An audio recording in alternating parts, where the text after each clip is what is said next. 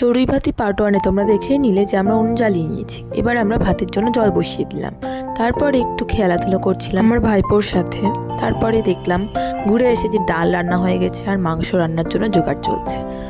আর সেই মাংস রান্নার জন্য জোগাড় হয়েছে আলু, পেঁয়াজ কাটা হয়েছে, রসুন ছেলা হচ্ছে এদিকে। আর এখানে মশলাও রেডি হয়ে গেছে, তারপরে রান্নাও শুরু হয়ে গেছে। আর এর মধ্যেই তৈরি হয়ে গেল আমাদের মাটন। দেখো কি সুন্দর টকবক করে ফুটছে, আর খুন্তি নাড়া হচ্ছে, ধোয়া উঠছে, দেখতে খুব সুন্দর লাগছিল। আর তারপরেই রান্না হয়ে যাওয়ার পর আমরা বসে গেলাম খেতে। মেনুতে ছিল ভাত, স্যালাড, আর আজকে সোসটা আবার খাসির মাংস, লাল লাল ঝোল।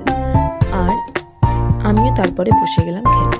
প্রথমে দিল ডাল, ভাত, স্যালাড, আর তারপরে চলে এলো লাল লাল ঝাল ঝাল খাসির মাংসর সাথে আলু। তো আজকের মতো এখানেই শেষ আমাদের চড়ুই ভাতির ব্লগ। আর ভিডিওটা ভালো লাগলে অবশ্যই লাইক, কমেন্ট, সাবস্ক্রাইব করে